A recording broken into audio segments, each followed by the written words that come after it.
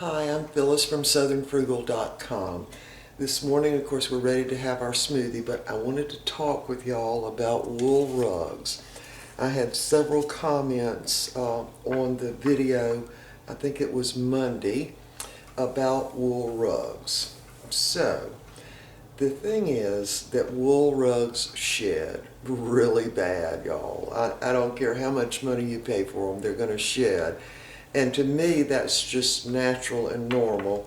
Now, I had a subscriber, Jill for Today, and she had written me a private message about wool rugs that she had gotten at overstock.com.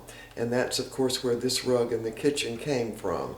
And she talked about it shedding really terrible, and they were sneezing and got all over the house, and finally they just took the rugs up. And I have done that before too with a wool rug, and I'll specifically talk to you about the one that's upstairs. It's like a little hallway up there between the bedrooms, and that rug, I think it's about 8 foot long. And I got it at Walmart, and I got it because it was 100% wool and because it somewhat matched the rugs in the 3 bedrooms. So I didn't have a whole lot of confidence in the rug because it was really cheap. And I think that it was made in China, if I recall correctly. Well, the rug looked good. It fit the area perfectly. I had a little pad under it. And every time I would vacuum, of course I would, roll the rug up so I could vacuum under it and everything.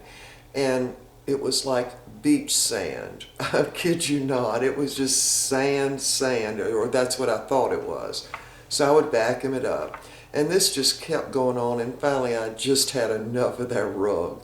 So I thought, okay, I've got nothing to lose here. I'm putting this rug in the washing machine. Now I've got a heavy-duty washing machine. So I took the rug outside, beat it out real good, brought it in, put it in the washer. Of course, I washed it on cold, but I washed it with regular detergent and let it go through the spin cycle and everything, and then I hung it out on the line to dry, in the sun no less. And it came out beautiful, y'all. It did. All that backing came off of it. I don't know what kind of backing. It was a latex type backing, but something wasn't quite right with it. So anyway, it came off, and the rug quit shedding so bad also. And so now, 5 or 6 years later, we're using the rug again upstairs. It looks real good. So anyway, and other experiences I've had with wool rugs. I'll tell you about an antique rug we bought one time at an antique dealer. Beautiful rug. It was from, I think, maybe the 1920s or 30s. It had big roses in it. I mean, really big design like that. And it was a looped rug, and it almost looked like it was handmade. It was beautiful. That rug shed forever. It did. And but I kept using it because that was back, I guess, in the 1980s when the pink and rose colors were really in. And we used it in the den because I had a couch back then that it just matched perfectly. So anyway, I kept it, and but I knew when I vacuumed it was going to fill up the vacuum cleaner. It's just something I already knew, right? But it looks so good. So finally I sold it at a garage sale, and they loved it, the people that bought it. I told them it sheds a lot, but they didn't care. They bought it anyway. And so anyway, I think probably the nature of wool rugs is that they shed. That's just the way it is. And I think that the color in a wool rug you just can't match with anything else. So the color's beautiful. But anyway, I wanted to talk about rugs and carpet a little bit. Now, the first carpet we ever had I ever had, let's see, it would have been really back in about 1965, I think. And the carpet was nylon. And I actually lived in that house for 11 years. When we moved, the carpet looked just about as good as it did when it was brand new. So I don't know if they don't make carpet the same way anymore. Maybe not. I don't know. But anyway, the next carpet in the next house, I think it was a polyester acrylic blend. 2 years, we pulled up all the carpet and replaced it. It peeled and it didn't shed, but it balled up and matted down. It was terrible. So we replaced it with nylon carpet again. When we first moved in this house, all the bedrooms upstairs had carpet. Now, we refinished the floors and everything, but so that carpet, of course, I knew, get nylon, and that's what we got, and it did fine until I decided I wanted the floors to show, because they were all heart pine, just like down here, and I wanted to go with rugs. So in the process, I ended up getting another wool rug, and this one I got from a rug dealer. And it was 100% wool, real bright green colors, and had a design, and it was real pretty. And it shed terrible, terrible. I mean, you vacuum it, you got to dump your vacuum cleaner before you can continue. I mean, it really shed that bad. But anyway, I also sold that one at a garage sale. And so when we went to get the rugs for upstairs, this has been 5 or 6 years ago, they're all nylon. They look good, but they don't look as good as the wool rugs do.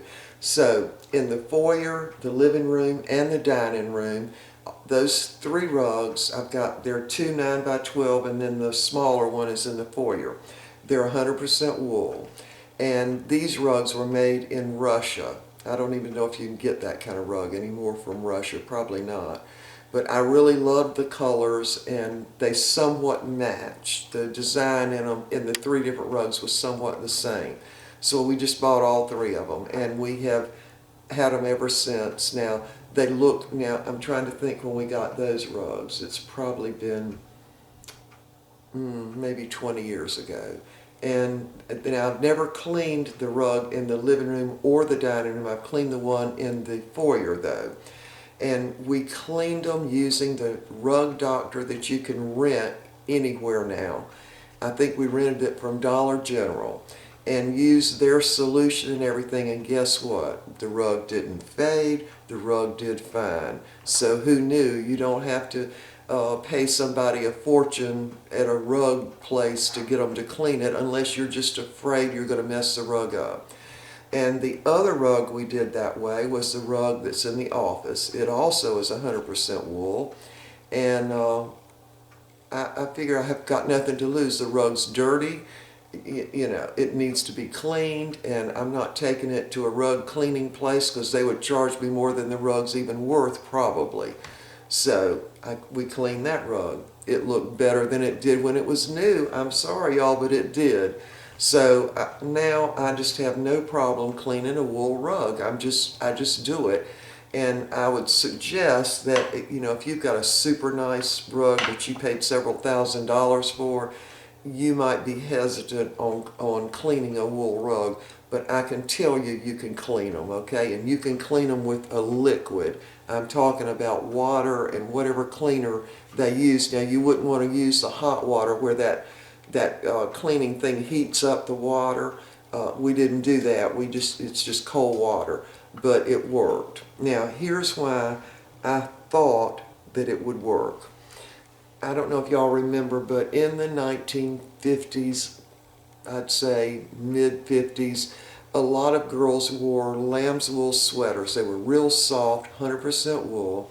And to wash them, you had to wash them in Woolite in the sink with cold water, and not, wring them out or mush them up too much. Just kind of let them soak a little bit, and then rinse them, and don't do a lot of balling them up and squeezing them out. But just kind of gently do it, and then place them on a towel flat to dry, or a screen. You could buy screens back then to dry your sweaters on. So knowing that, I thought, why can't I wash my wool rug? Why can't I? Who says I can't do that? And so we did it, and it turned out great. So I just wanted to share that with y'all. If you have a wool rug and you're afraid to clean it, unless it's a real expensive rug, what have you got to lose? If it's dirty, right? And a lot of times, these places that clean rugs charge more to clean them than you paid for the rug. Why would you do that, really? So with that in mind, I said, I'm cleaning my rugs, and I did, and it worked out. So anyway, that's what I wanted to say about the wool rugs.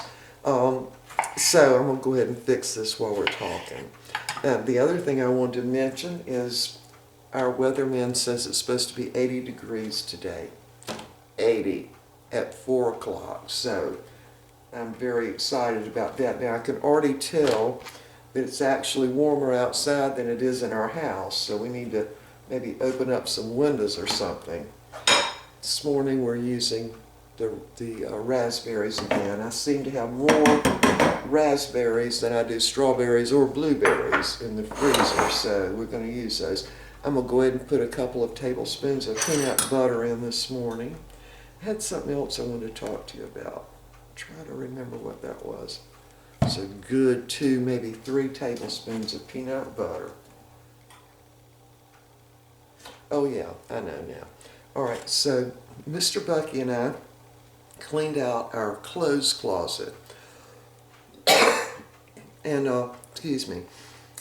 So those are the 2 closets. They're in the dressing room area. And everything's fine. We got them all neat and everything. But we've got 3 more closets. Let's see, it's 3, yeah. Upstairs. The linen closet, the closet in, actually the boys' room has got 2 closets. And then the closet in the yellow bedroom. I got to sneeze. Hold on. Okay, sorry. Sun coming in the window makes me sneeze early in the morning. Okay, so in this smoothie, we've got 2 cubes of almond butter, 3 cubes of orange juice, 3 cubes of coconut pulp, 3 cubes of cream of wheat and oatmeal, 4 dates, because I know the raspberries are going to be kind of sour. I only got half of a stalk of celery this morning, and this is 3 cubes of carrot pulp. Now I've got carrots in the refrigerator, but I also have carrot pulp in the freezer. I'm trying to use it all up. Alright, so we're going to dump this in. Let me put this down so y'all can see. And we're just going to keep talking this morning. Yeah, so yesterday morning we ended up having the smoothie overage that we didn't use on Sunday morning. So,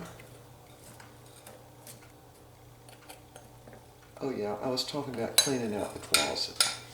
So, we have kept Father's Day cards, Mother's Day cards, Christmas cards for, if I said 28 years, would y'all believe me? 28 years. We had a whole huge box of all that. So what I have done, part of it this morning, part of it yesterday, is I went through all the cards, and if any card, had like pictures in it or letters from the kids and the grandkids and all, I save those, because someday somebody will enjoy reading those. Maybe some great-grandchildren, huh? Maybe. But anyway, I saved all those. But I have been cleaning out those 3 closets. And in the process, of course, one of the closets I had been using for all my artist canvases and my paints and my paint brushes and all that stuff. Even I think I've had a couple of easels in there. And so I have to clean all that out and get it organized and whatever.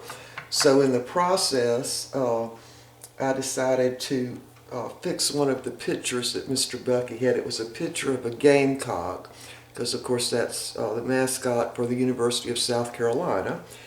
And it was all in black and red, or black and garnet. And so he always wanted to hang that up, so he would have to take it to his office and hang it up, because it would not go with any of the decor in the house. And I just didn't like it at all. So anyway, a nice lady painted this for him many, many years ago. So what I decided to do is change all the colors. So this ended up almost like a paint by numbers picture. Y'all remember those? So I just went over what she had done and changed the background and made it so it'll go with the colors in the den. So Mr. Bucky's very happy about this. So we're going to hang this over his recliner in the den and remove the picture of the longhorn cattle that I did years ago. And I didn't like that picture so much anyway, but the colors went well in the room. So anyway, I'm going to mix this, blend this up. I'll put a cup and a half of water in there, but I want to show you the picture. Y'all don't look at my kitchen, okay? We're still working. Okay, there's the picture. And I think it will go well in the den now. And these are the actual colors of a gamecock, or at least some of them. And so the lady had painted it with garnet and black. The background was all black. And then the bird itself was all garnet and black. And the only thing that was different was the little spurs on the feet she did paint those, I think she painted those the gray color. But anyway, I got out all my paints and my brushes and all that. And this was some kind of thing that Mr. Bucky got from one of the people up in McCormick. It was something to do with the store they had. I think they had posters or something on it, and it was just plain wood. So I went ahead and stained that, and we're just going to use that as a frame. I think it's going to look pretty good in there. I'll give y'all a long shot. Yeah. So Mr. Bucky said, well, oh, you should sign this. But what I'm going to do is put her name down here, the lady that originally did it, and just put my name under it as having painted over it, I guess. Anyway, there it is. The colors are going to go great in the den, I'm pretty sure. So anyway, let's get back to the smoothie now. So I'm going to mix it all up, and we'll be right back. There's what it looks like. We'll be right back. Okay, I ran this thing for over a minute this morning, and I also had to add another half cup water to it. So, and I did taste of it. It tastes like raspberries, no surprise. And I know I'm going to have overage this morning.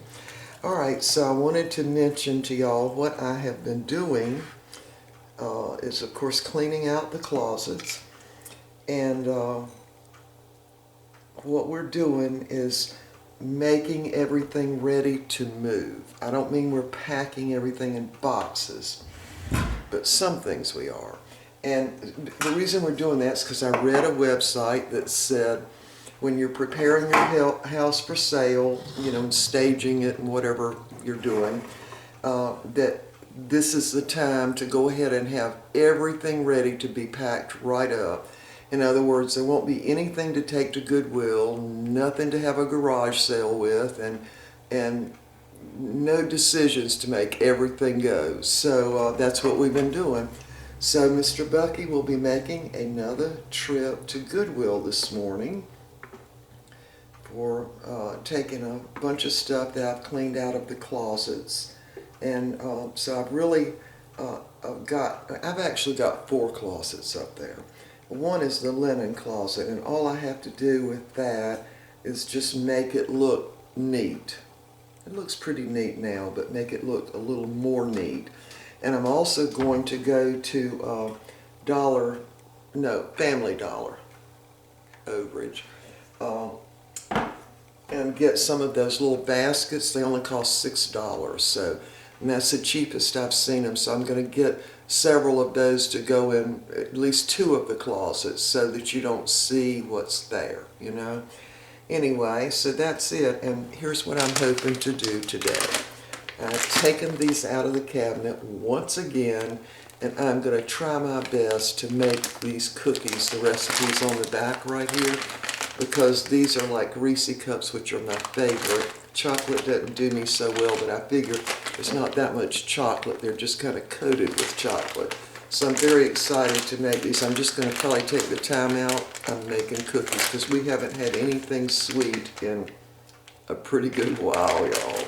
So anyway, that's it for this morning. I'm going to continue my working.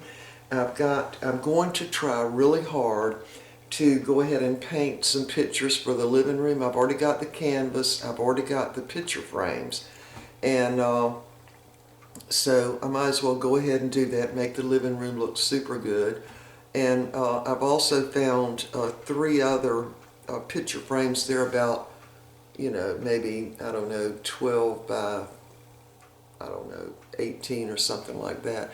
And I've also got canvases for those frames, so I thought maybe I'll do 3 more pictures to go over the bed in the master bedroom. I've seen that on some of the people's sites where they stage houses for sale. Plus, the pictures would look good in our new house too. So I'm going to go ahead and try to do that and finish with the closets. And now we're supposed to have 80-degree weather today.